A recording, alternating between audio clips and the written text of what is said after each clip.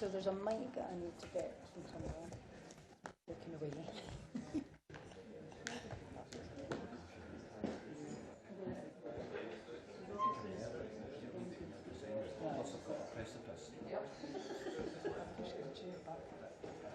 Yeah, it's so fine.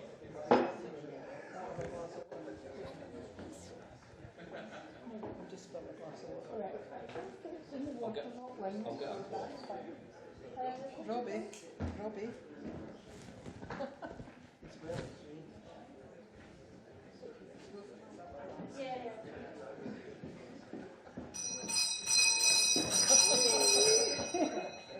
Oh yay, oh yay.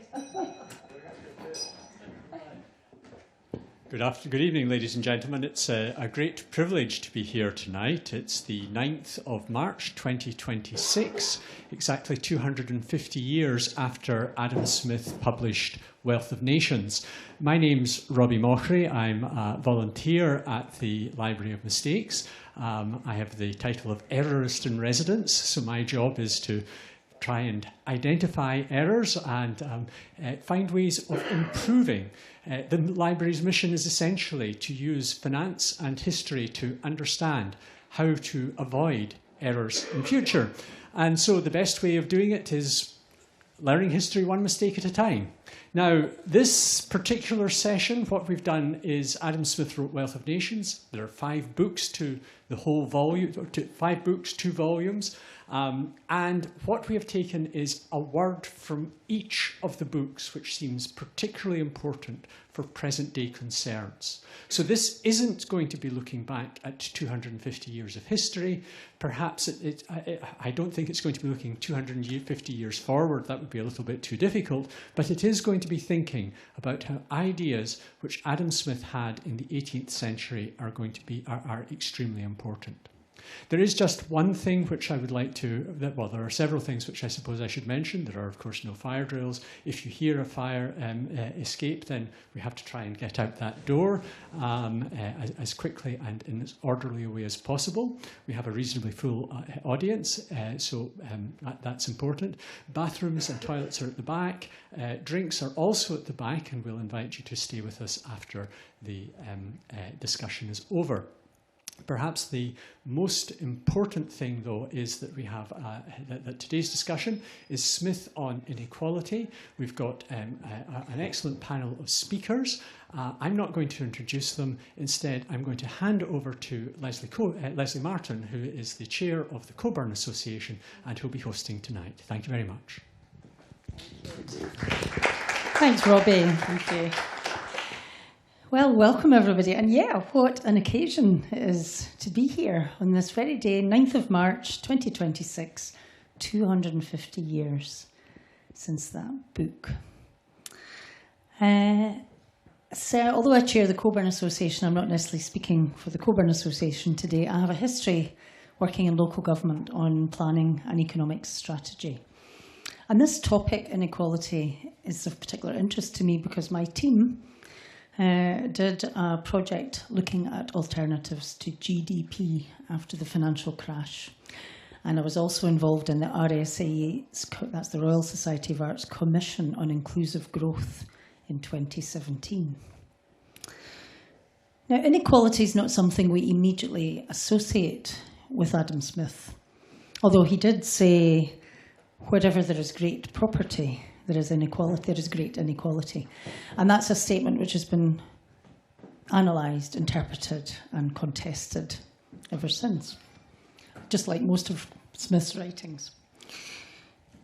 Now today, I mean, we have I suppose inequality or equality was not Smith's concern. In fact, the concept of equality would have meant nothing in Smith's time. Actually, achieving equality as a policy objective really only made waves after the Second World War. And that itself is interesting.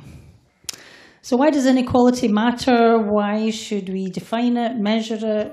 How should it be addressed? What should the role of government be? So to help us answer those and other thorny questions, we have a wonderful panel to debate them. Let me introduce them. So right up here at the end here, we have Michael Green. Now you can take my papers. Now Michael is the Chief Exec of the Social Progress Imperative. He's the co-author of Philanthrocapitalism and The Road from Ruin. His TED Talks have been viewed more than 6 million times. He's an economist and he once taught economics at Warsaw University. He was previously a senior civil servant in the UK government. He is a Glaswegian by birth, just like me, and he was raised in London where he now lives. So Michael will be speaking first. Then we have Stuart McKinnon sitting next to me. He is the Head of Communications and Advocacy with the Carnegie UK. He manages the Carnegie's programme of public relations and public affairs and its reactive policy activity. So he's appeared on TV, radio, written for lots of print and online titles, and he's given evidence to parliamentary committees. He was formerly the Head of Communications at the Federation of Small Businesses in Scotland. To my left here, helping with my papers, thank you, Esther, is Esther Roberton, who's, although she's not speaking in this capacity today, she is the Chair of Court at the University of Dundee, but she's speaking in a personal capacity. She's an expert in civic, corporate and constitutional governance and has lots of non-executive government roles, including chairing NHS 24 and an interim basis NHS Lothian, the independent review of the legal services regulation for the Scottish Government. She was the Press Complaints Commissioner. A long gig that was, Esther, 2007 to 2014. She was also the coordinator of the 1990 Scottish Constitutional Convention, whose 1995 publication, Scotland's Parliament, Scotland's Right, provided the route map to devolution. On the far left here, Neil McEnroy, who is currently the chair of the Economic Development Association in Scotland. However, he's speaking today in his capacity as the global lead for community wealth building with the Democracy Collaborative. Now, he aims to advance systemic economic reform and inclusive ownership strategies across the United States and internationally. He's advised the Scottish Government on community wealth building, and he remains very active in promoting its implementation. He chaired now let me get this right, it's the Centre for Local Economic Development Strategies for something like 20 years, I think, Neil. And that's really where he developed his various theories, which have allowed him to be such an expert advisor. So we really are privileged to have these people with us today. So we're going to hear from each of the panel for the magic figure of 7 minutes each, end to end. So no Q&A in between. Then we'll have a panel discussion till about 7:30, and then we'll open up to the audience. So please save up your questions until then. And we close the formal proceedings at 8 o'clock, but we'll have another half hour to mingle and continue the conversation. So Michael is the only one who's going to be using a few slides, so I think we're going to move just to the side slightly so that we don't get in the way of your slides. Please can you make sure your mobiles are switched off, and I hope you enjoy the evening. So Michael, you're first. So we'll move off so you can... Thank you so much, and good evening, everyone. As Leslie said, I left Glasgow very young, as you can tell by my accent. But I do still, when I come across the border, get the atavistic urge to eat fried food. So there's a true Scot in me there, at least. I think this is a wonderful venue to be talking about these issues, because I think, as you alluded to, financial crises are often the moment at which we pause and reflect and think about, how our system needs to change. It's hard to remember back in the days of the early 2000s how arrogant economists like me were. There's another famous Scottish economist who also happened to be Chancellor Exchequer, Gordon Brown, talked about the end of boom and bust. Economists talked about the great moderation. We really thought we'd cracked it. And then the global economy fell off a cliff in 2008. And it led to a period of reflection. I wrote this book called The Road from Ruin, which turned out to be spectacularly badly timed, because it was a book about how to create a positive agenda for reforming capitalism from the wreckage of the financial crisis, which completely missed the zeitgeist, because what everyone wanted to read was 100 Ways to Kill a Banker. But in that book, one thing I wrote about was how the financial crisis was to a degree a crisis of measurement, not just about the measurement of the value of the balance sheet of Lehman Brothers, but the fact that there was something wrong with our economic dashboard. And out of that work, sort of a posse formed thinking about what can we do in this beyond GDP space. I have to say that we rather floundered around a bit for a couple of years until we hooked up with a chap called Michael Porter from Harvard Business School. Anyone who's done an MBA has studied enormous amounts of Michael Porter. He's a guru of strategy and also of competitiveness. And when we approached him, he leapt at the chance to get involved in this effort because, as he put it, all his work on competitiveness had taught him two things. Number one, that economic growth often, but not always, led to better lives. And number two, that long-term economic growth was built on strong social foundations.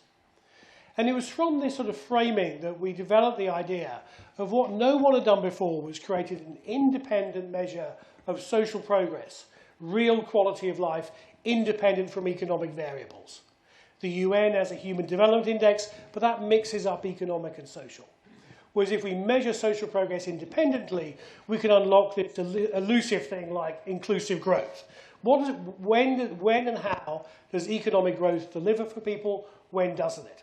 So here very briefly, just the framework that we developed. We drew it from the literature, from Aristotle, through Smith, through Amartya Sen, and also from international agreements like the UN Declaration of Human Rights, etc. And what it contends is that a good society is one that gives everyone the basic needs of survival: food, water, shelter, safety. Secondly, a good society is one that gives everyone the foundations of well-being: education, access to information, health, and a good quality environment. And thirdly, it gives everyone opportunity, rights, freedoms, inclusions, and access to advanced knowledge. We don't pretend it's perfect. I think one gap in this framework, I think we could take from Adam Smith, who of course talked about the need to have a good set of clothes to not be ashamed in public. So I think clothing is something, if we could measure it, we'd love to have in the framework. We'd love to have more about culture in the framework. But this works as a definition of what makes a good society. And then we go off and we measure all these things, taking data, like clever young people do magic with econometrics, and generate an aggregate score. Oh, that's too far. So this is what we find. And so what we've done, all I've done here is I've plotted social progress on the vertical axis, GDP per capita, so economic wealth, on the horizontal axis.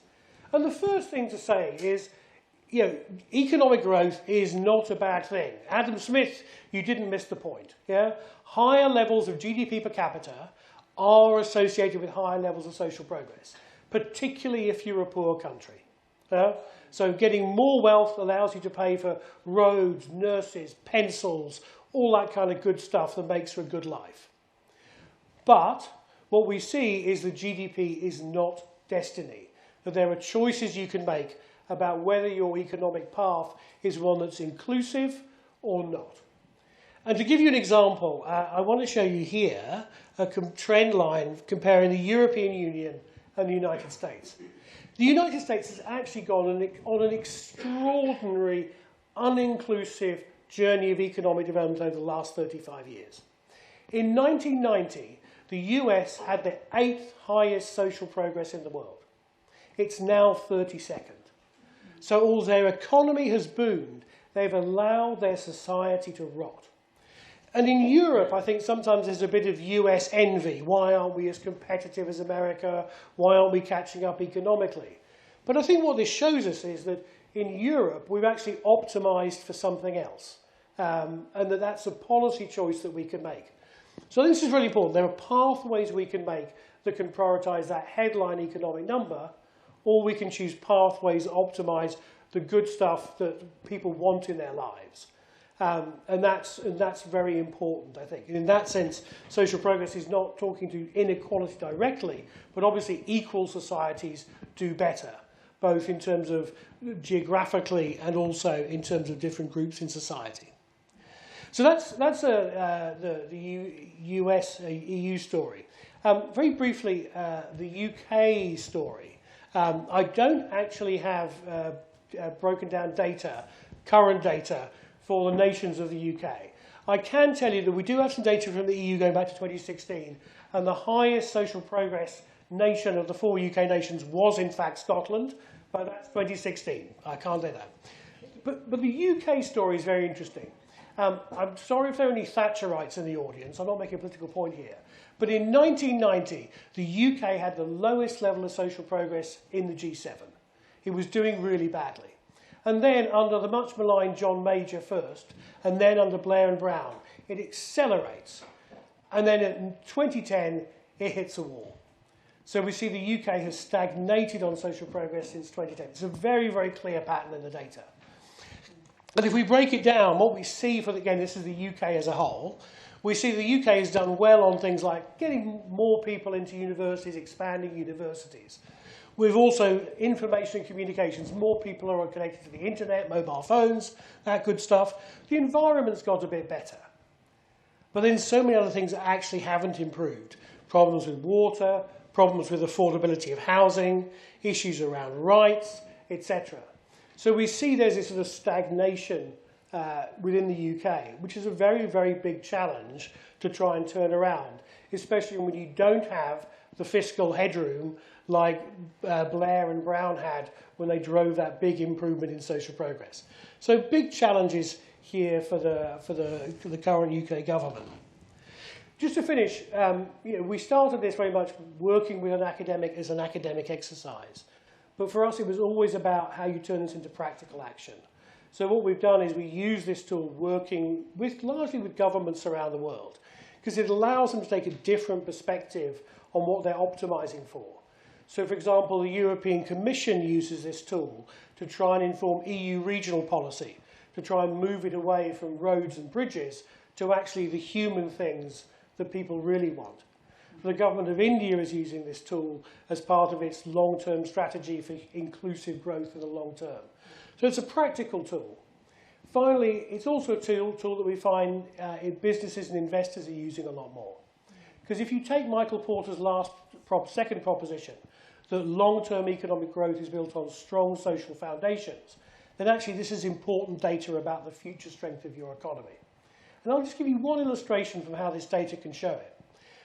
For years and years, we got a signal from our data that we didn't know what to do with, which is that one of the most successful countries in the world was Ukraine. Not in absolute social progress score, but relative to its GDP. And I think it's only since the Russian invasion of 2022 and the war has started, is actually we've seen that manifested in the extraordinary civic sense of the country. So you look through the world in a different lens, you actually see how the world is better than just looking through an economic lens.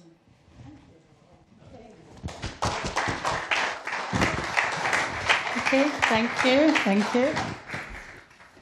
Yeah, over to you, Stuart. So you can sit, I might just sit down here actually. Thank you, and what a great presentation from Michael. Really appreciate it. I'm here tonight to tell you that there are only really 6 important and famous people from Fife, okay?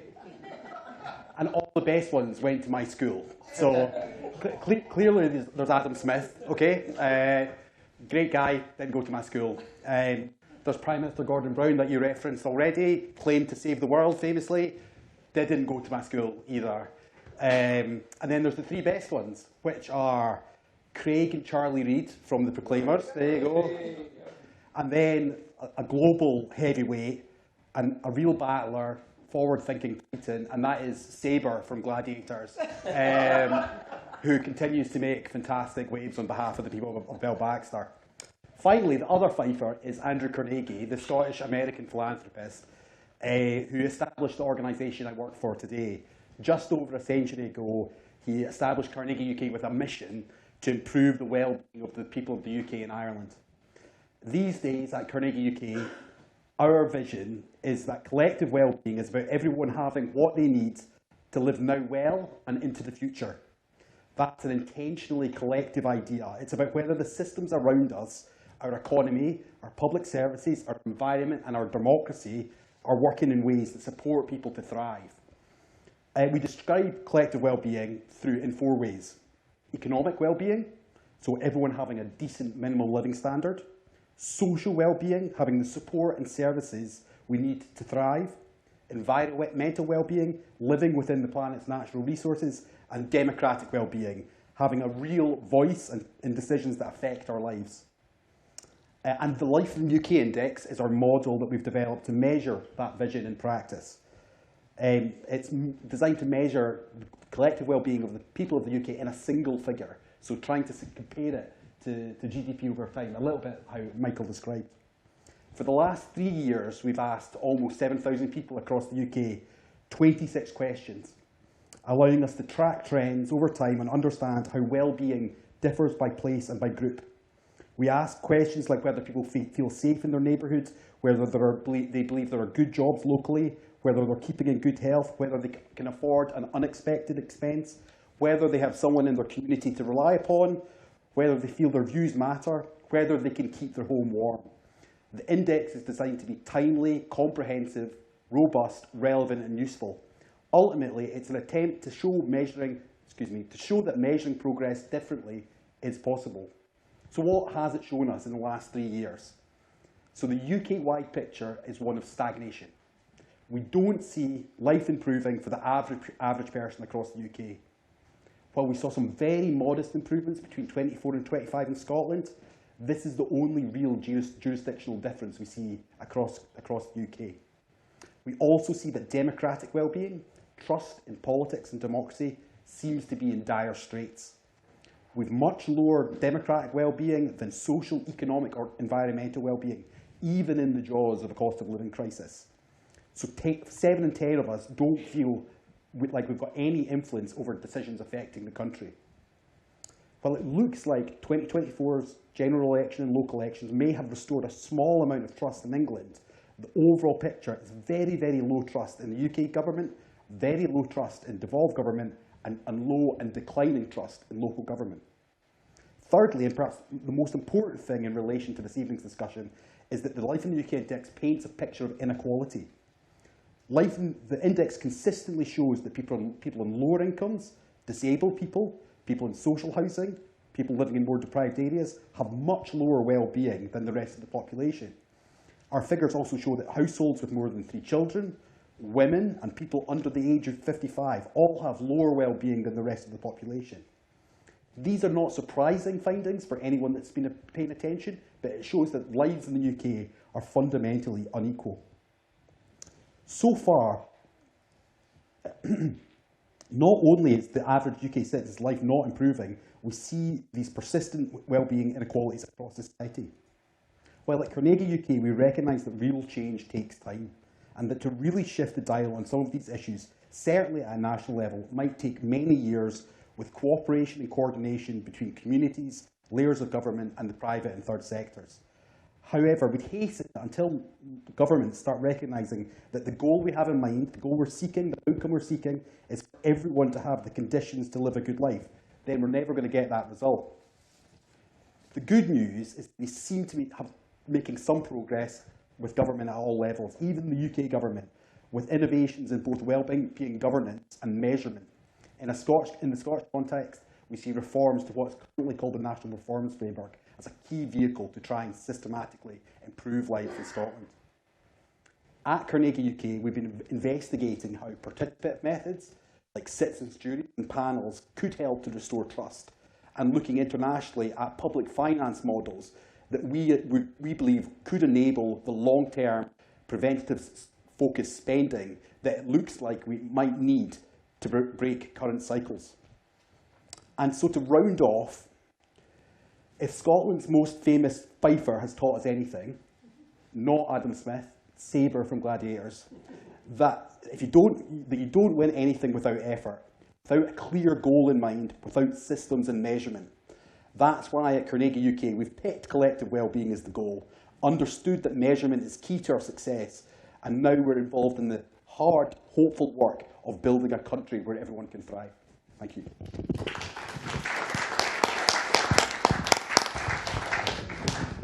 So, pause for breath.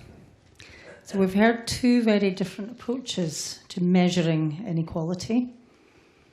So have a little ponder. How important is it to measure inequality? And if we try to measure it, how is it best measured? Stuart has described there an approach which is about lived experience, asking people's felt lived experience. Michael's approach with the social imperative index is slightly different, a broader way of collecting indicators. There are many different ways of doing it. Now, happily, Stuart has also introduced one of Esther's hot buttons around democracy and citizenship. So let's pass on now to Esther, who will talk about some of those broader themes. Thank you. There we go. Thanks, Leslie. And I'm another Fifer, but I don't qualify because I didn't go to his school, I'm afraid. So there we go. We'll come back to that. But yes, I'm going to talk about inequality tonight in the context of power, health and democracy. I was born in Kirkcaldy, like Adam Smith. Didn't go to Kirkcaldy High School. I went to Buckhaven, but never mind. I grew up without a clue who Adam Smith was. I went to the pantomime in the Adam Smith Theatre. I saw Adam Smith plaques all over the place. Didn't have a clue. And like Leslie, I haven't read The Wealth of Nations. But what I do know is it's a bit like the Bible. It's the thing that people quote the most often and have read the least often, and that it includes lots of contradiction. We are the most unequal country, developed country, after the United States. And it's interesting that somebody, I think it was you, Michael, mentioned the post-war. I read recently that between 45 and 80, we were one of the most equal societies in the world. But from the 80s, that moved on. In the 1980s, I began to be aware of Adam Smith in the context of Mrs. Thatcher, the Adam Smith Institute and the like. And of course, the Adam Smith Institute took a particular view, which is not one I would share. Over the years, I began to think more and explore more. And then in Fife, not that long ago, we had the tercentenary of Adam Smith. And if anybody's interested, Robbie features in this book that was published by Roger Mullen, who organised a series of events. And at that point, I really began to realise how used and abused Adam Smith's views actually were. The final thing, and I wonder how many of you in this room saw it, was going to see the play in the festival last year by the National Theatre called Make It Happen, where Brian Cox played a slightly camp, maybe not just slightly camp, ghost of Adam Smith. And the play is about the fall of the banking system, and in particular Fred Goodwin and the Royal Bank. And Fred Goodwin, on his office wall, whether it's real or not, but certainly in the play, had a first edition of The Wealth of Nations. But the clear message from Brian Cox that got the round of applause in the Festival Theatre was that greed was not good, and that The Wealth of Nations could never be read on its own. You needed to read The Theory of Moral Sentiments. Well, I did try, but I haven't worked with that one either. I too had Leslie's quote, so thank you for that, Leslie, about property, and I'll come to that. But my favourite is, no society can surely be flourishing and happy of which the greater part of its members are poor and miserable. So what are the lessons for today? He believed in high wages, low profit, and widespread land ownership. I'm going to talk about income and wealth inequality, including land, and what the implications are for today in power, healthy lives and democracy. But the one thing that keeps coming to me is it's called the wealth of nations, not the wealth of individuals, it's the wealth of nations. And the measure I've used on income is a very crude one, but it matters. Income multipliers. There's a campaign to have companies in their annual accounts include the salary multiplier of the chief executive versus either the lowest or the median. When I started work in the 80s, the multiplier, I'm told, was about 20 times. The average chief exec earned 20 times the workers in the company. Tesco, with which I have a family connection, is our biggest employer. Their chief exec earned 9.9 million last year. That's 430 times what the people sitting on those checkouts gets paid. I can't get my head around 9.9 million. Bet365, 280 million. And to me, it's significant that you don't find betting shops in Morningside or the Grange. You find them in Muirhouse and Pilton and Craigmillar. And then there's bankers. And I decided this is a building that's all about banking, but I wasn't going to miss bankers either. 2008 crash, We take some of the banks into public ownership and we regulate them. 2 years ago, I think it is, that regulation was lifted. And with no evidence of exceptional performance, the bankers had £7 billion in bonuses in 2024. I've spent most of my life in the public sector defending NHS and council chief execs as public sector fat cats. Well, it's funny because an NHS chief exec earns no more than 10 times the poorest paid person. And okay, we pay the real living wage to our health service workers. And finally, I can't talk about income inequality without talking about our absolutely favourite people these days, the tech bros. And that brings me to wealth inequality. Mrs Thatcher, with whom I didn't agree on much, but she wanted a home-owning, share-owning democracy, which in itself was a reasonably acceptable aspiration. She wanted real competition, except the problem is that competition leads to monopoly.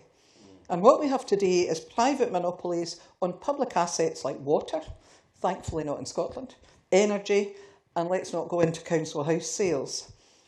We're now in a situation in the UK, and in particular in Scotland, where ownership of most of our public assets are in the hands of multinational companies, private equity and asset management companies. I don't know what they were in the 80s. But more ironic than all, many of our assets are now in the hands of governments in Italy and France and Spain, our railways, Scottish Power and others. That's not putting it in the hands of the people of the UK. And that brings me to land, which is one that I don't know a huge amount about, but has become a bit of an obsession. For those of you that want to know more, go look up Andy Oitman. But Scotland has the most concentrated and least regulated land ownership in Europe. And I'm only going to give one example, but I could talk for Scotland on this, as many of you will know. Somebody in your chart mentioned Denmark. Anders Olsson has overtaken the Duke of Buccleuch as Scotland's richest man. He's also our biggest landowner. He has 225,000 acres of land in Scotland. He pays tax on that land to the Danish government. Isn't it strange that Denmark has 3% child poverty? We have 30%. Why are we not taxing that land? No criticism of him. He's doing the decent thing and he's paying the taxes he's due to pay. All of that is about who owns the country, and Andy's book is called Who Owns Scotland? Well, we know who the landowners are now, and they are also asset managers, private equity companies, and people like Anders Povsland. And he's not the only Dane paying taxes to the Danish government on our land. I could go on at length, but I won't. I will conclude by saying that all of this is really important because it leads to huge influence and power in the hands of a tiny number of people. Whether it's our tech bros, our bankers, who manage to persuade them not to continue to regulate, the Scotch Whisky Association trying to stop minimum pricing of alcohol, private house builders, land banking and influencing where and when we get to build houses, UK and Scottish government exposed to all of that. And actually scarier, I just read this week, our tech bros are not influencing governments, they are deciding, a dozen people, on the future of the planet and the population of the world by having complete control over AI and social media and all of the things our lives depend on. When I read that international criminal court judges were sanctioned by America for their decisions about Gaza and Netanyahu, that meant they were cut off from everything, from Amazon to banking to booking an Airbnb to being able to fly anywhere for doing nothing other than their jobs. We need not to be dependent on that tiny number of enormous companies, especially when the vast majority of people in this country and elsewhere are struggling to get by. And coming back to Stuart and the index, they feel powerless. Is it a surprise that we have a crisis of democracy? Stuart and his colleagues know that I'm absolutely in favour of the work they're doing around participative approaches to democracy. I've spent most of my adult life fighting for that. But I also campaign because not only do we have the most centralised land ownership, we have the most centralised government, and it's time we devolved government, as the Scottish Constitutional Convention insisted we should, out of Holyrood and into much more local government. In conclusion, I found a quote the other day which really freaked me from Ingrid Robbins, who's a professor of philosophy. And she's written a book called Limitarianism, and she believes there should be a ceiling on what people can own and earn. And she puts the ceiling at 10 million. We could argue about that.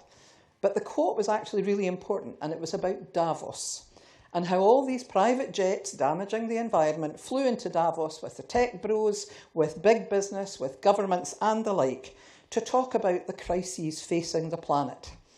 And what she said was, Davos was completely silent on the greatest global threat of all, which is inequality. So, all of that sounds a bit bleak, but actually I'm another optimist, and I really do think there's hope. We're seeing real progress in pockets across the country and across the world, and you'll hear more about that. Sadly, most of it's under the radar because the media won't report on it. But there's two things struck me just when I was preparing for this. Top down. First of all, hallelujah, we have something called the patriotic millionaires who are saying we should pay more tax. Now, that's not all millionaires, and I don't know if there are any billionaires amongst them, never mind. Patriotic millionaires want to be taxed more. But perhaps more significantly, unbeknownst to me, the United Nations have appointed a specialist rapporteur on extreme poverty and human rights. And he's about to publish. And he calls for a new economic agenda to tackle the twin crises of rising inequality and ecological collapse. But the bit I liked the best was he said, we need a new economic model that serves ordinary people and stops pandering to, and I quote, the frivolous and destructive demands of the ultra-rich. So there's something coming on a global level from the top down, but also from personal experience you're about to hear about the really good stuff that's happening from the bottom up, which is about well-being, economies and community wealth building. Over to you. Excellent. Yeah. Thank you. Thank you very much. Thanks very much, Hester. We have a little microphone shift, don't we? Shift. So I think, thinking about Smith for a minute, Smith did talk about the dangers of excessive profits and also the problem that combined with low wages could lead to very undesirable effects for the wealth of nations. He had a very pragmatic outlook on this. He's just saying, actually, for the wealth of nations, and Esther's reminded, this is not the wealth of individuals, this is the wealth of nations. So he was very attuned to the unintended consequences that could arise. Are we all set up? Yep. Ready to go? So as Esther was saying, we are pioneering an approach in Scotland, and Neil's been in the forefront of it for a very long time, and you've never given up all those years. You've kept at it. Plodding on. So last up, on you go, Neil. Thanks, Leslie. I'll talk a bit about community wealth. I'm delighted to be here. Thanks for the invite to Live with Mistakes. It's fantastic, and thanks for coming out on a Monday night. Monday night, Adam Smith. A lot of people here, fantastic. I'll start with a wee joke. Two neoliberal economists on a nudist beach. And one says to the other, have you read Marx? And the other one said, I think it's these wicker chairs. I think it's important to talk about this moment, 2026, in relation to the moment we're in. And the moment we're in, as I see it, is very much an inflection point. It's a moment where the old fossil-fueled economic growth, inequality, poverty-producing economy, many people can see that as not right. Yeah? It needs to die. Yeah? And we're moving to something that should be fairer, greener, more just, working within planetary limits. But we're not there yet. We're at an inflection point. And that's why I think playing into this moment of huge turbulence goes back to the centuries into Smith, and the inflection point was at that time. So we need to lean into this inflection point at this moment. And it's important in The Wealth of Nations, Smith points out, and this is from Robert McMaster at Glasgow University, who said that Smith pointed out the economy is the organisation of interdependent people who socially provide for the needs and wants of its population. Social provisioning. It shows how far we've fallen in an economy, which doesn't serve the vast populations of the world, and neither does it serve the planet. We need to create an economy that truly works for us. Smith could never imagine neoliberal capitalism. He could never imagine whatever figures you were great. Another one is 20 of the richest men own the same amount of wealth as half the population of the world. He lived in a time of kings. Even then, there was not the concentration of wealth. He could never imagine that world. So, but he could imagine that the economy was about social provisioning, serving the needs and wants of its population. I imagine Smith as well also knew the Greek word for the root of economy, which is oikonomos, keeper of the household. Something that's intimate, relational, that links to our homes, our hearts, our neighbourhoods, our sentiments even. Yeah? So that the economy is a social construction. Smith knew that. We seem to have forgotten that point. We can construct the economy any way we want. And at the moment, it's constructed by plutocrats, billionaires, and increasingly they capture, as Esther rightly pointed out, increasingly they capture our very democracies. Look at Trump. So we should construct an economy any way we want. Now, let's reclaim Smith from the right wing, because they have this lazy caricature of him as a prophet of laissez-faire. That reading is really, really shallow, and let's call it out. Smith talked to power, to justice, to moral obligations, to the dangers of wealth captured by the few. Smith, for me, is somebody who speaks to alternative economics. He speaks to an economy that works for people, place, and the planet. He spoke to that. Now, we talked about community wealth building. That is a programme of work that I've been involved in. Scottish Government's now passed a piece of legislation. There's been a movement and growth of that endeavour. It is an enabling platform to change the patterns of wealth in Scotland and the ownership patterns of wealth. Yeah. I won't bore you with a lot more, but it's a change in the way we actually construct an economy so it truly works for us. And it's the first legislation in the world being passed by the Scottish Government. You've probably never heard of it. I think it's an enabling framework that could be really, really powerful.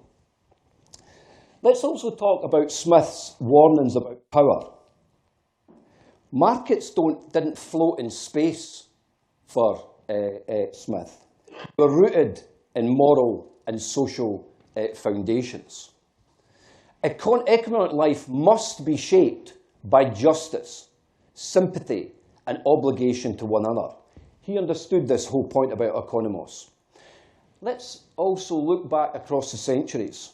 And there's three key things that Smith told us. Monopolies, landlords, large corporations would, if unchecked, hand policy to private advantage. We must not let monopolies, landlords, and large corporates to be unchecked. Merchants, he said, conspire against the public. He also said the state must never grant exclusive privileges that distort fairness and choke opportunity. State capture. These are not words or sentiments of a market fundamentalist. They're words of a man who understood power, the human condition, how we interact with each other, and how we need to look after each other. Now, community wealth building picks up Smith's baton. It stands in that tradition. Break up concentrations of power. Democratise ownership and control, ensuring that wealth services the public good. Challenge the extractive logic of remote firms. If Smith was to walk down our towns and villages today, and he's seen maybe some closed shops, hollowed out town centres, the idea that wealth was flowing out to the Cayman Islands, to distant shareholders, he would have thought, this economy is not working right. Yeah? He would recognise the problems that the world has at this particular point in time. Let's think about a vision of a real wealth of nations in modern terms. Let's think about what economic sovereignty means, what the wealth of a nation means. It means a nation wealth is not speculation or to be speculated with on international financial markets. It means not rent extraction and volunteerism. Real wealth is productive capacity, broad shared prosperity, local economies rooted in place, not distant boardrooms, not colonial or wealth extraction. Community wealth building brings Smith's vision to life, I would argue. Prosperity must be rooted, shared, productive. Smith on inequality is a radical voice, I believe, that's been misappropriated. Smith argued that the inequality corrodes the economy. It corrodes the soul of a nation, the quote you mentioned, Esther. Workers must earn enough for a decent, dignified life. Excessive wealth distorts democracy and undermines the public realm. And as I said before, markets are a social construct that we can construct them any way we want. Smith, despite what the right wing say, didn't defend the privilege. He actually challenged it. Oops. So, in conclusion, Smith imagined an economy grounded in ethics, fairness, and shared prosperity. He could never have imagined of the neoliberal capitalism of today. Community wealth building, I think, in some ways, Adam Smith brought back into the 21st century. It's a rallying call. We've introduced the legislation. I think it's our task and responsibility now to finish that wealth of nations, to reclaim economic sovereignty and truly build an economy that serves us all. Thank you.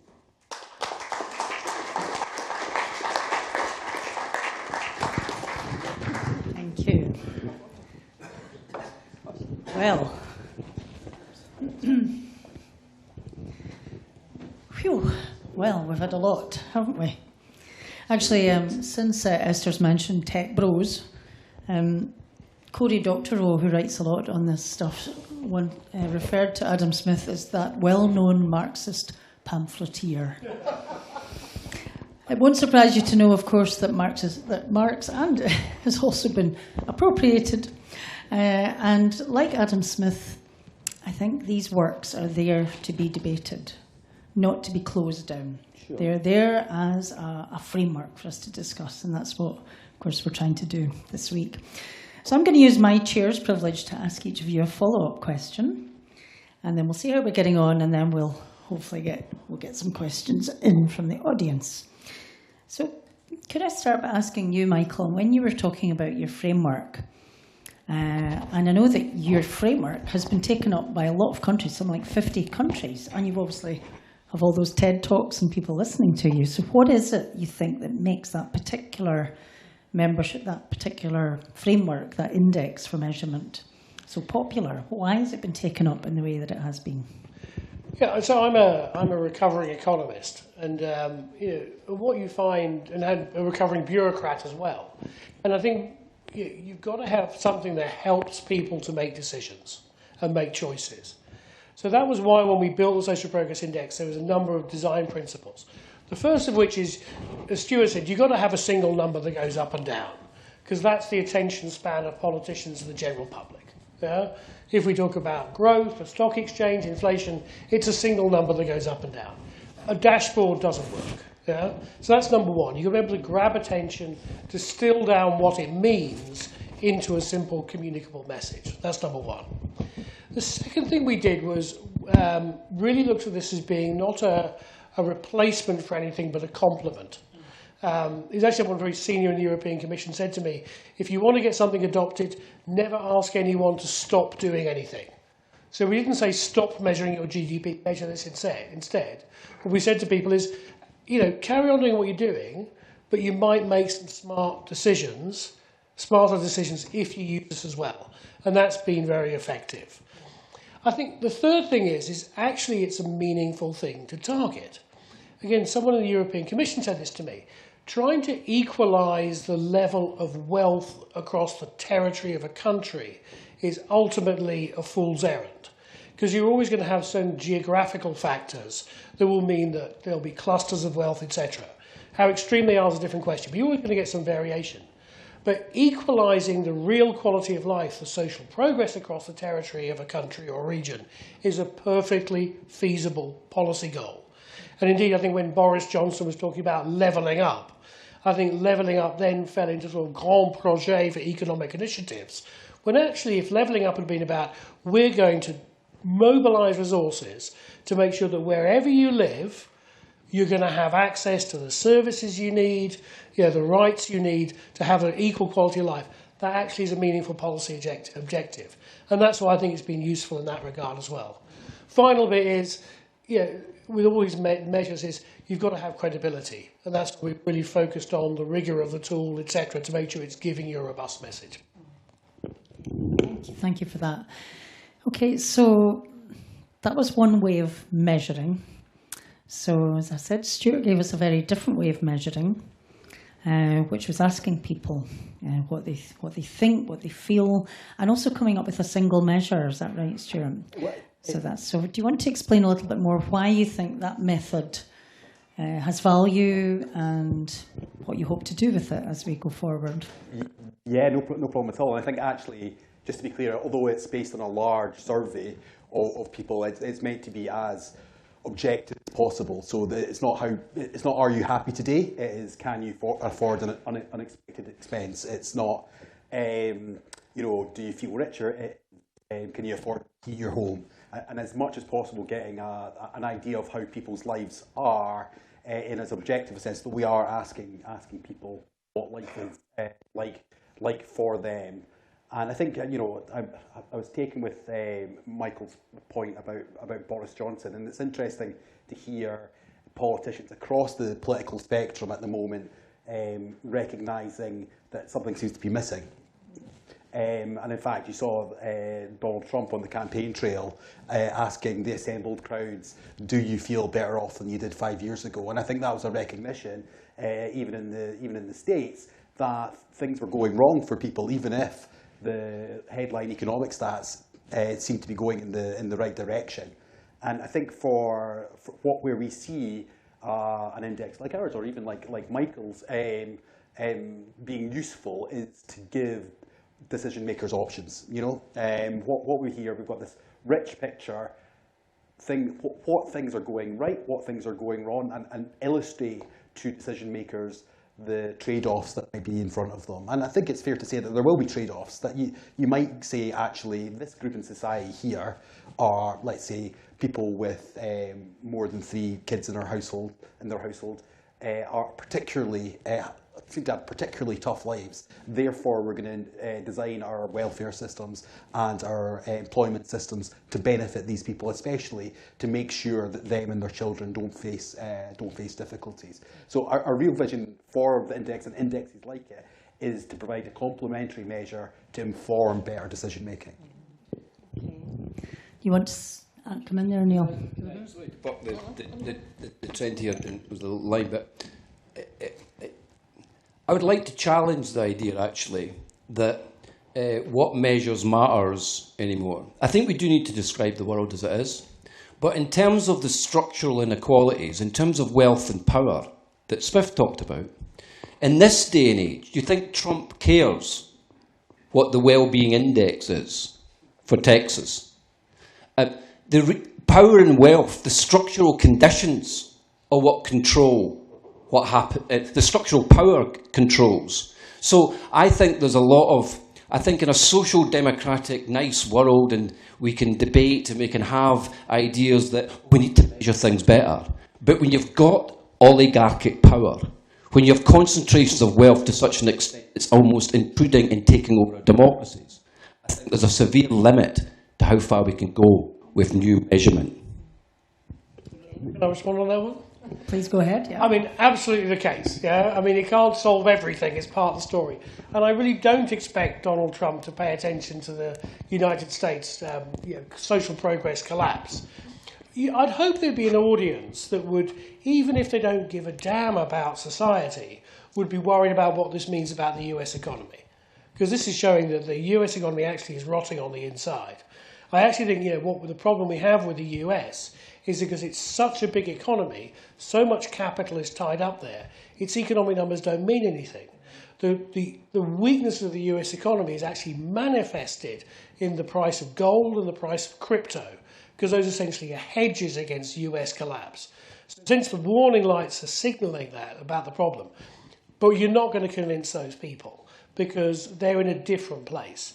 And, I think there's a part of this in which Smith has been twisted by a tradition of thought in America around Ayn Rand. And I think what Ayn Rand did was she took those products of the Scottish Enlightenment, which was a pragmatic tradition, and turned it into this sort of reified, romantic notions, which sadly these people cling on to, which is why they can't appreciate Smith for what he actually said. They're taking this caricature Smith that's then in this weird Randian universe. Okay, so I'm coming back to that. I mean, this is it's an important point of principle. To what extent do measures matter? Do they really make a difference? Do people pay attention to it? In Adam Smith's time, we hadn't even got to a point of thinking about well, we didn't even have our modern sense of government that measures things. We didn't have a concept of population. None of those things existed. We didn't even have a concept of the economy. Basically, Smith brought it into being. So I was thinking about Smith as we were talking there, about fairness and justice. And with your background in this, Esther, I suppose I was then thinking, to what extent could the inequality issue be taken forward through those sorts of principles? Because the Scottish Government is very big on fairness, and they've talked a lot about this.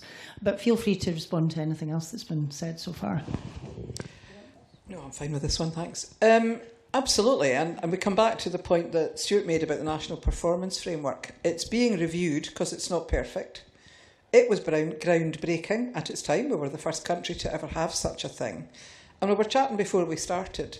For me, if the Parliament was to achieve any of the things that we aspired to when we campaigned for it, it should be about agreeing the kind of country we want to live in, which I think would be a fair country, and then agreeing that the economy, taking Neil's point, is there to serve that. I was involved for years, and I'm a fellow of what used to be called the Scottish Council for Development and Industry, that was all about the social and economic development of Scotland. And I have to say, in the 80s and 90s, the social word fell off the agenda. And I used to say, but what's the economy for, and who's it for? So I absolutely think government and Parliament should be using the performance framework and the commitment to fairness and equality to decide how they drive the economy. And we were chatting earlier, I worked in what was then the Scottish Development Agency, it's now Scottish Enterprise. And in those days, if you talked about employee ownership or co-ops or any of the kind of community businesses that we're now talking about, people were scathing and looked down their nose. They were only interested in locating Scotland, the glamorous chasing around the world to bring investment to Scotland. I'm slightly taken aback to find Kate, and I've just completely forgotten her second name. Forbes, thank you very much. Kate Forbes talking about foreign direct investment as if it's the answer. Because it brings jobs, they're not often particularly great jobs, and the profit disappears. Sure. And in my SDA days, my director had been a design engineer, award-winning, he'd been the managing director of Hewlett-Packard, and he'd come to be a director in the SDA, and he said, we'll never be a screwdriver economy. We can't compete.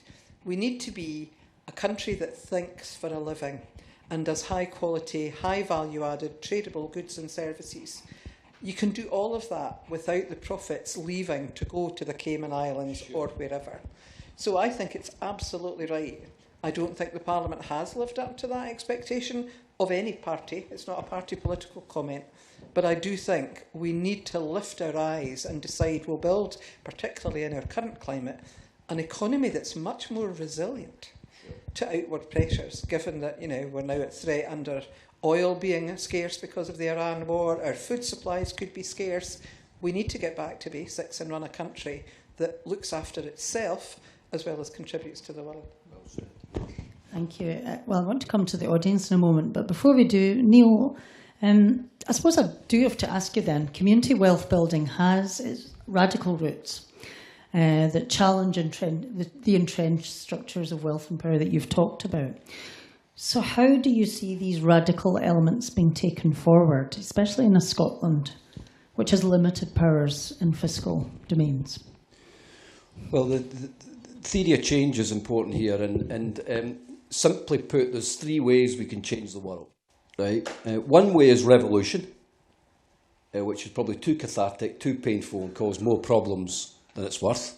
I used to be more fan of revolution, but I think it's too much now. Right? The other way is reform, which is what we've had post-war, a kind of social democratic, let's change things a bit and it'll get a bit better. That is clearly inadequate now. The social contract we had is broken because capitalism is so strong and wealth extraction is so strong. The third way, which is I'm compelled by and what's based on community wealth building, is what we need is to have a platform by which key systemic changes happen, like economic democracy. We need to have more cooperatives in Scotland who own energy production. That is a key systemic thing inside the system that starts to change the system from within.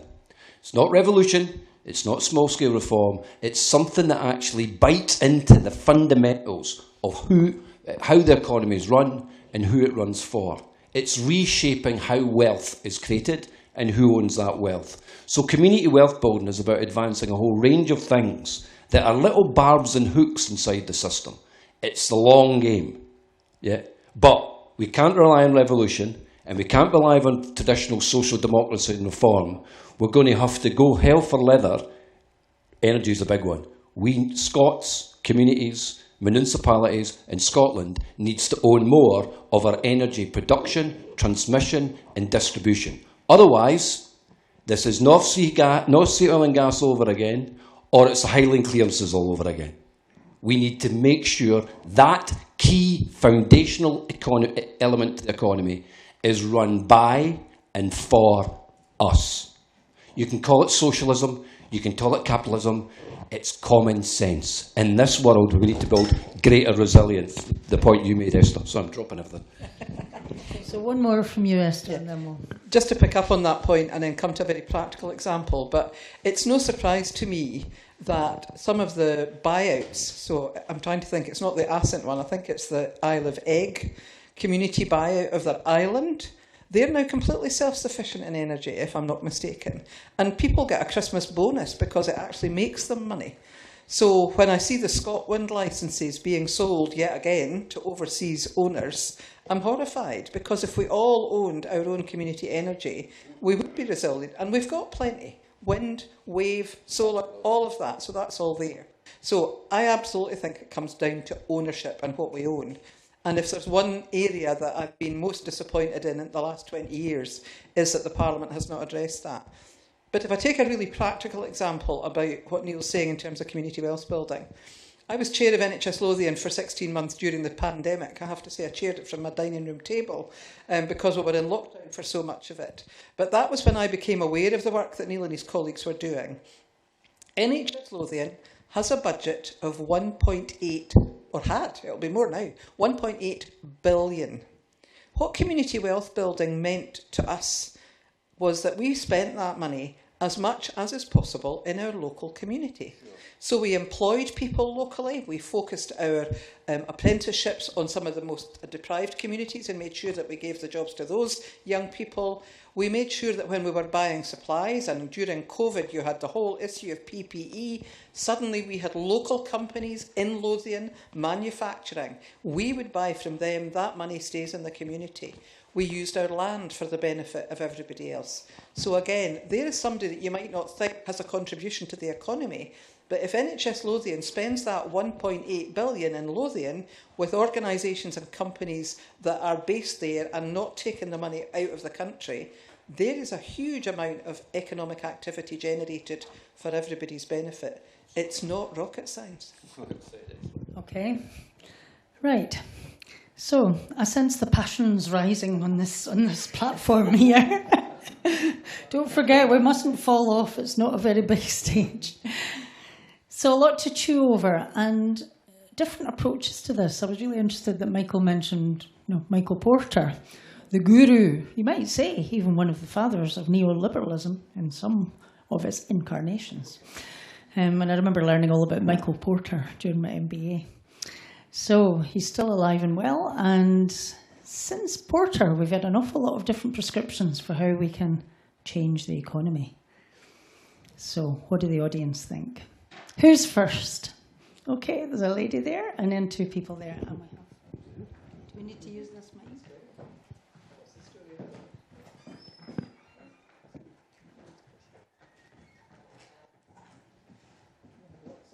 This lady there. Number two there. I think I'm the unfortunate lady. I'm talking to your mic. I'm not sure quite where to kick off, but I will try and keep it brief. The one thing that I have agreed with was the comparison of the Wealth of Nations with the Bible, because I think that, like the Bible, it's entirely possible to read any message you want to read into the Wealth of Nations, and both right and left have done it. I'm quite possibly guilty of the same problem, because I have a view on the Wealth of Nations, which is I don't recognize in anything that just about anyone has said today. So what I was going to say was that I think it's wrong to divorce Adam Smith from his time and his country. Certainly he was a product of the 18th century, which was a period of international wars. He had a very good grasp of what power was about. He had a very good grasp of what a nation needed to survive. And within that particular context, it was to be able to maintain your boundaries, maintain an army, and keep your independence and your values. He was also a very moral man. I believe, I may be confusing him with somebody else, but I believe he was the son of a clergyman, and he certainly was imbued with a Scottish sense of morality, which imbues much of his work. I'm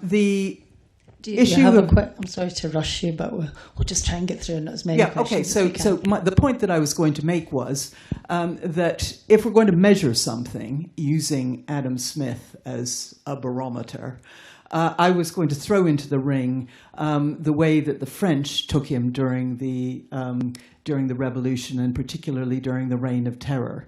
And what I would put to you was that they saw the moral side of things as a measure of interest rates in many ways, and that if you wanted to see what a nation was capable of, it was how they could borrow and at what rate they could borrow, rather than anything that we would consider to be GDP or anything like that.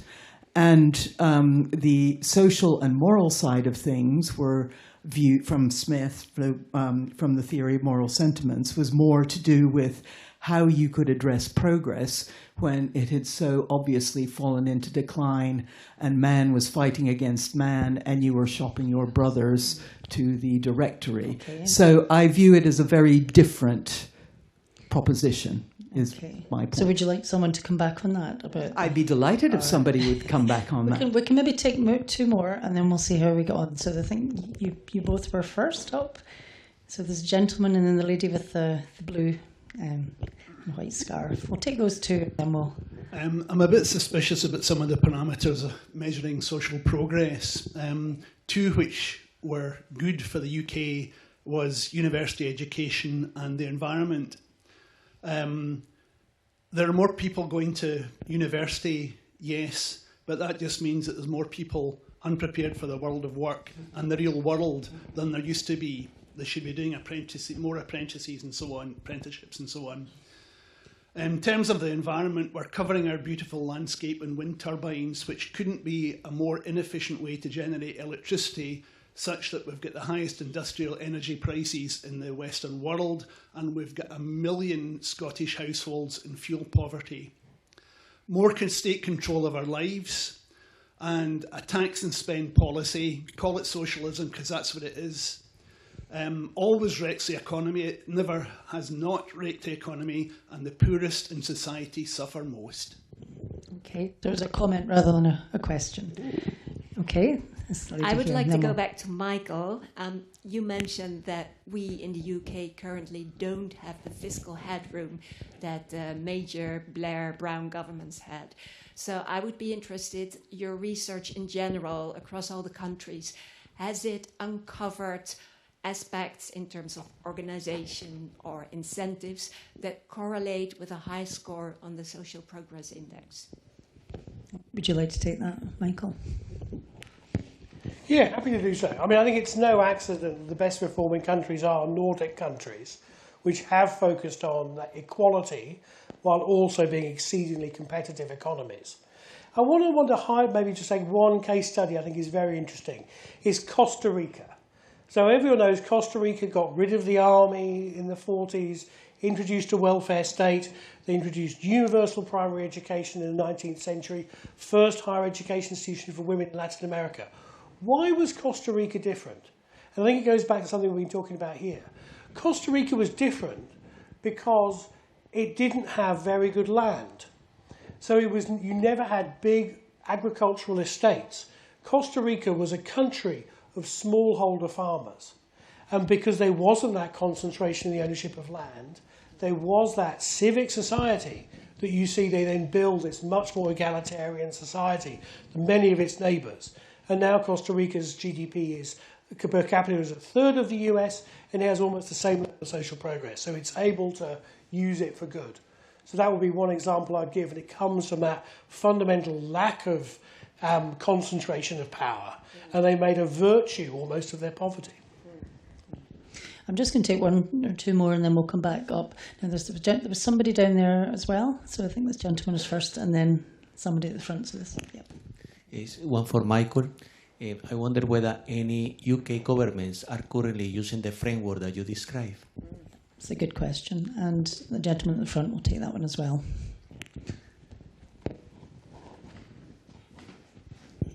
This is a little bit of a rambling, but hopefully coherent chain of causality. Feel free to pick any of it apart. There's a lot of comments about what causes what. Socialism to blame for this sort of thing.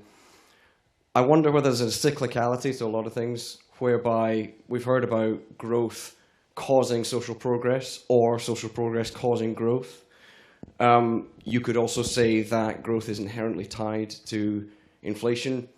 Inflation is one of the key ways in which capital can be consolidated, because it's a lot easier to put capital in a place where it makes money if you've got it, rather than if you're just trying to scrape by and don't have the ability to deploy your assets.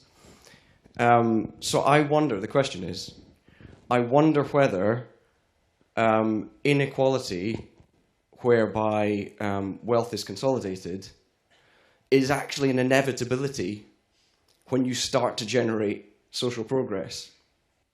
Social progress causes wealth, wealth causes inflation, that causes consolidation. Is there something that could be done to break that chain, if it exists at all? If it does exist, I wonder whether that could play some part in explaining why any one of those pieces can be blamed for the other pieces. Okay, thank you for that. So, Michael, do you want to, first of all, perhaps yourself as well, deal with the UK and what they've picked up and what they haven't, and then the more general point, perhaps this end of the panel would like to deal with that. Yeah, so I mean, we've worked with a number of local authorities in England. So we've worked with the City of Leeds, Birmingham, London boroughs. And I think what it's done is things like understanding social determinants of health, understanding interventions points. I think something we haven't talked about so much is how data can actually inform practice. So, for example, one thing we noticed in one London local authority was how low vaccination was tied into low voter registration. So it wasn't just about educating people about you need to get vaccinated. That wasn't going to work. You had to rebuild people's trust in the local government, in the public authorities, before you earned the permission to give them that message. So we do a lot of work like that as well. And Stuart, do you want to add?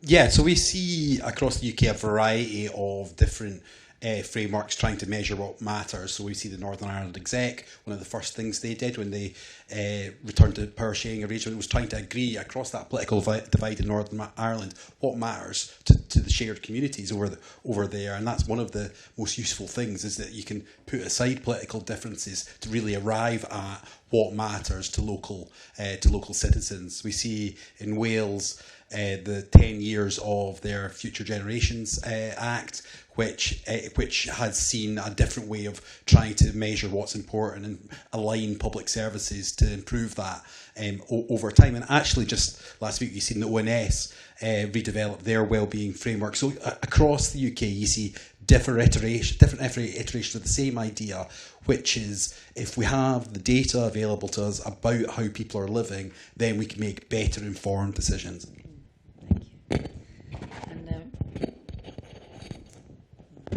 So do you want to repeat your question just so we remember, because it was a different kind of question. You okay? For the benefit of the audience. Yeah. Yep. Yep. Okay. So yeah, if we get it wrong, you can tell us. I mean, I have to say, I don't think you can prove causality. I think there's correlation. I think that's part of the problem. But instinctively, my thought is, I don't think it's that one drives the other, but coming back to Michael's point about the Scandinavian countries, they managed to have economic growth and prosperity and social equality, and high taxes and all of that, and a great level of well-being, happiness indexes, all of that sort of stuff. So it's absolutely doable. Coming back to the gentleman about the universities, one of the things, I'm not here representing a university, but I have to put that hat on briefly. First of all, Scotland never did commit to 50% of people going to university. We committed to 50% of people going into higher education, and that included HNC, HND, which was absolutely your point about technicians and apprenticeships and the like. But I still believe we need to think for a living, which means that people going to university is a valuable thing. And one of the things that most surprised me recently is the best paper I've read arguing for the value of universities was by David Willits, the former Conservative Minister for Higher Education. And he talks at length about all sorts of economic and social benefits to the individual, but more importantly to society. So I would take issue with the notion that university does not prepare people for work. We have the whole debate about useless degrees. Well, I remember the one that everybody targeted was media studies, and it just so happens that has the highest rate of post-university employability. So that just proves you can't do causality and correlation. Likewise, people talking about all these cultural degrees are pointless. Well, cultural industries are one of the biggest contributors to our economy. Back on the energy point, I can't begin to talk about wind farms, and I'm not an expert by any stretch of the imagination, but I don't think our energy prices in Scotland are high because of how we produce our energy. It's about how the grid operates and the grid charges, and we've been arguing about that for 40 years. That's determined at Westminster. And one of my single biggest frustrations, which I've only recently learned about, the Scotland Act, unlike the Wales Act, did not give us the power to have an energy generating company. Wales has got one. I've not worked out how the Welsh Act got that and the Scottish Act didn't. But given the nature of our landscape and all of our natural resources, we should be generating and distributing energy in Scotland at a much more cost-effective rate for the benefit of everybody. I don't know if I'm going to answer your question, but when you were speaking, it was interesting thoughts came to my head. Well, interest for me, I don't know if they're interest for you, but certainly it seems to me that the correlation between social progress and growth is an interesting one. The way I interpret it is what's interesting to me is about wealth, as Smith was interested in wealth, which I see as the defining feature of all economies. If joiners use wood, economists use wealth.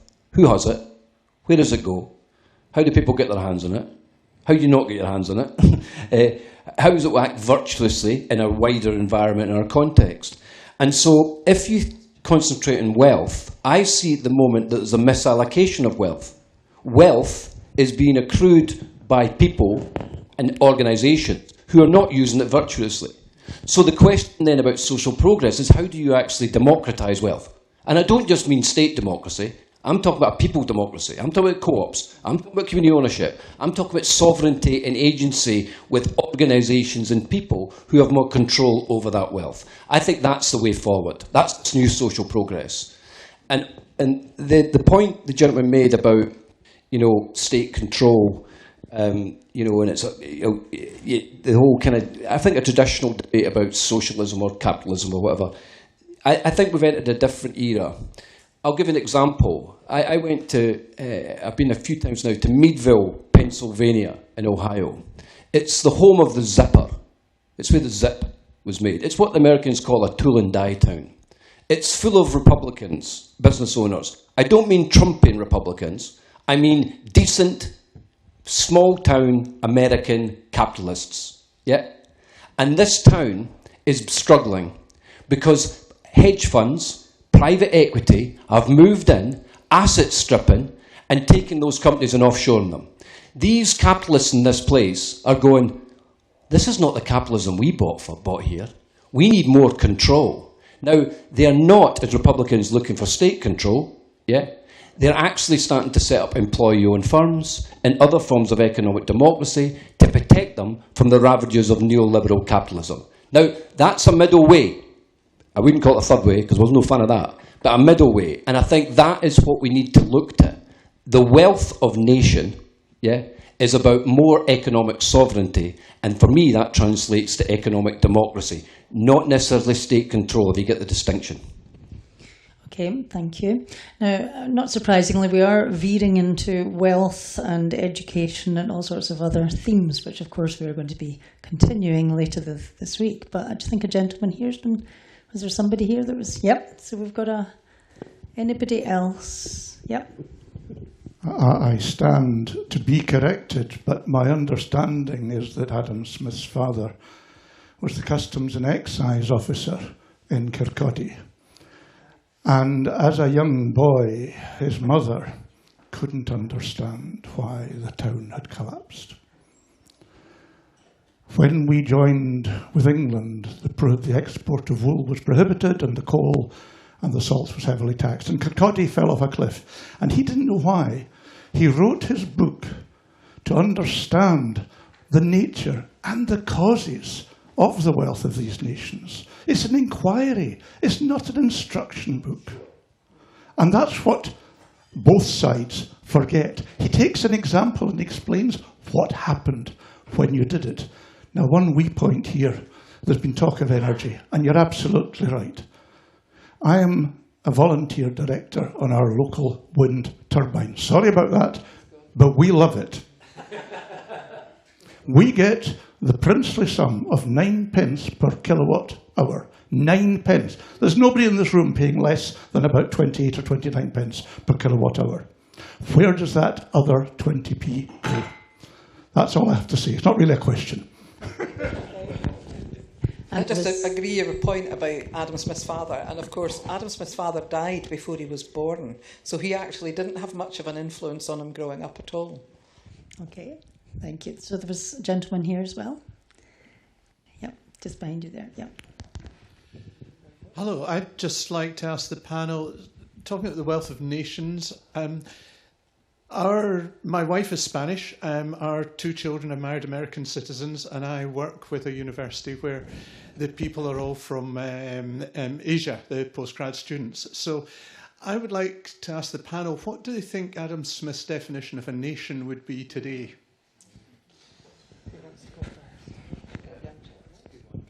Do one more. So was there somebody else? Yeah, let's do one more. Yep. Thank you for your contributions, which are much appreciated. Just bringing it back to a somewhat more practical level in a way, that, as I understand it, the problems that we've got largely are ballooning welfare payments, ballooning interest payments on debt that we've taken out often to pay for the welfare payments, as it were, a lack of investment, which is needed for most of the developments that you're scoring. And I just wonder where we go. How do we actually crack that particular nut, in your view, in order to release some of the energy that you've shown on the platform tonight. So I think there was one more that we'll just take. Yep. There's it. Yep. Hi, I think this is probably aimed at Esther, but I was just curious. Tech Bros, you mentioned this a few times. What should we be doing? What are we doing? Because I think when Adam Smith sort of published all the stuff like sort of land, labour, capital, those were three main points of leverage. But what we're increasingly seeing, especially in the age of AI, it's like the last and final biggest bit of leverage is code, media, zero replication costs, it's permissionless, this allows virality of economics and therefore mass aggregation of like inequality. What would you propose we do about, big AI and big tech in general? Okay, so I don't want everyone to answer every question, so let's go in reverse order. So we'll deal with the Tech Bros first, then we'll deal with David's question, and then we'll deal with what is a nation, which was quite... I'm not going to try that one. Well, I do Tech Bros since it was posed to me. One of the things I didn't go into, which is something else I just read recently, is that they are spending huge... I mean, we're talking about less than 24 people are controlling the vast majority of that technical world. And they have spent billions preventing European countries from regulating. This is going to sound like a terrible thing to say, because it could be horrific for all of us. But I think the AI bubble is going to burst because of the way they're investing in each other. And it's all smoke and mirrors. And I'm not anti-AI. I think there's a huge place for it. But I do think, as a nation, and by that I mean Scotland, but it should be UK too, I would have preferred it to be Europe, but we're not part of the EU at the moment, should start to dig our heels in and regulate properly. I also think we should stop using... I was horrified to discover back to Fife Schools that I think Fife Schools were looking at using Starlink. That gives Elon Musk the power to switch it off tomorrow. It is terrifying that we've put so much power in the hands of that tiny number. And it is interesting... I think you said 20 men. I don't think there are any tech women. I think they are all tech bros. So I do think we need to regulate them thoroughly. And I think there needs to be much more scrutiny of how they are investing in each other. And it's all, it's another subprime mortgage crisis waiting to happen, I think. To come back to your point about welfare, I would come back to that argument that says our welfare payments might be ballooning in the sense of they're growing. We've actually got poorer welfare than most other countries in Europe. I had a friend try to tell me last week that we shouldn't be getting the triple lock-on pensions because he doesn't need it. Our pensions, our state pensions, are half what some European countries pay. And the answer is take your pension and then we'll tax all the rest. But don't say we shouldn't be increasing pensions because there are people who have nothing else. But the real answer is back to economic inactivity is about poor health. It's about insecurity. And there are loads of people on benefits who want to be working but can't because they can't get the treatment that they need in the health service. So we need to invest. And to come back to the gentleman that left, post-1945, governments borrowed to invest in huge programmes of house building, job creation, all sorts of things, and actually contributed to the success of the economy in those days and got us close to people, full employment and the like, despite all these men coming back from the war. We did really well. And we built a social, social amenities, I suppose is the word I'm looking for, at the same time as generating economic activity. So I do have some concerns about the welfare bill, but actually most folk would prefer not to be on welfare at all if they could get work. Okay, so I'm going to turn to my... If you hold fire for a moment, sure. With this end of the panel, I'd like to answer one of those two other weighty questions. So we do need to wrap up quite soon. Mm-hmm. So talk about what do we do about addressing our problems. I think there's two things. One is we're not going to get anywhere in solving the UK's problems until we address this ridiculous housing market that's costing and it's distorting everything. And the second one is I think we do have to talk about whether businesses are socially useful or not. And we should be judging businesses on that.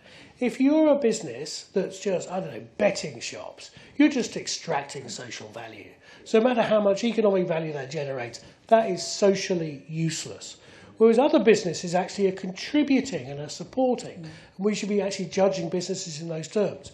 And just as an aside point, a business that actually has really, really positive social spillover effects is actually universities. Absolutely. Would you like to? Sorry. Thank you. I think just in relation to the public finance question, we've just conducted a bit of work looking at how you could maybe better align your public finance systems with the country you want to build. And that means trying to spend carefully on prevention, so that you're preventing people falling into ill health or being out of the labour market for a long time. You're doing that across the country you want to build. And we're looking at places like the state of Victoria that have really developed early intervention models that try and get ahead of our problems rather than waiting for them just to come down the track at us. Thank you. Okay, so although I would love to take more questions and actually discuss this some more, but I think we'll need to do it after we wrap up. I mean, I suppose...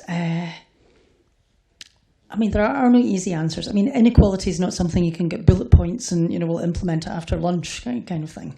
This is something we have to grapple with and tussle with. But one thing I think is very clear, and Adam Smith was coming at this from the position of practicality.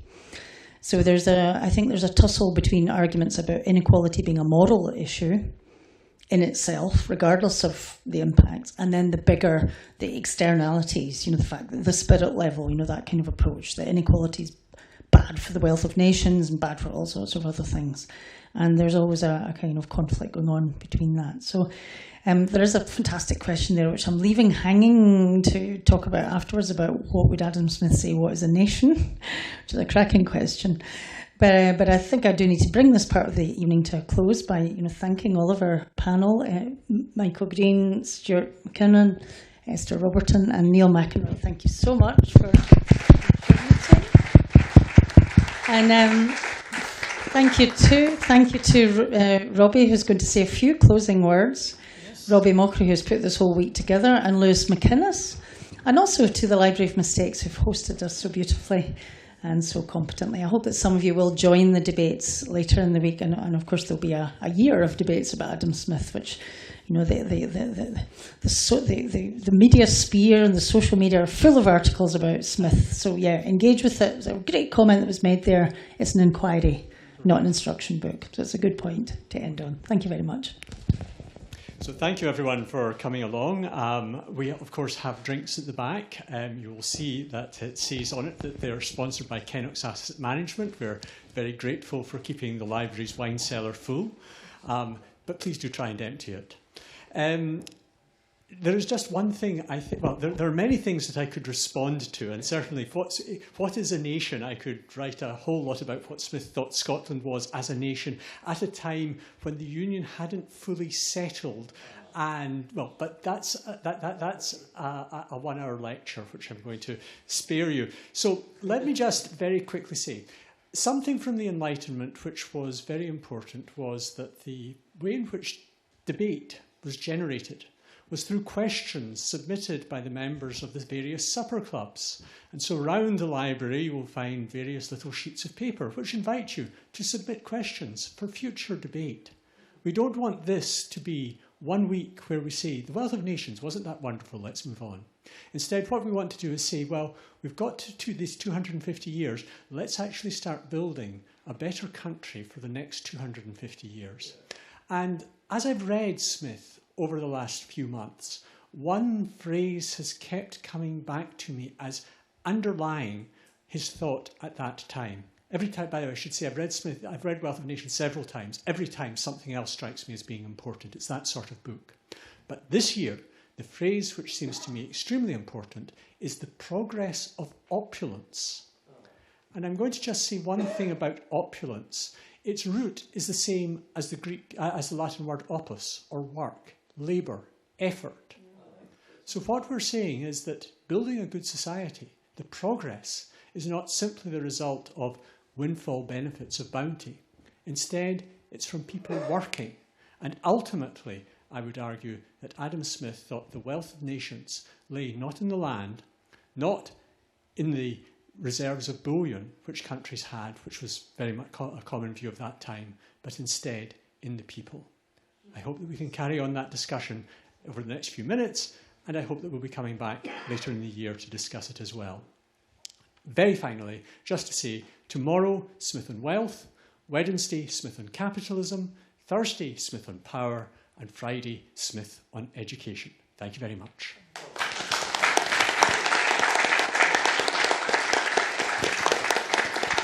Sorry, could I just also ask you to pick up all your glasses and cans and return them to the back of the room? Thank you.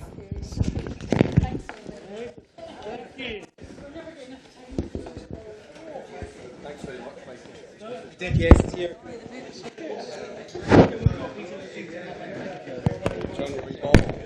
Yes, that's what I was looking for, because I was fearful I'd lost it. Great to see you. Thank you very much.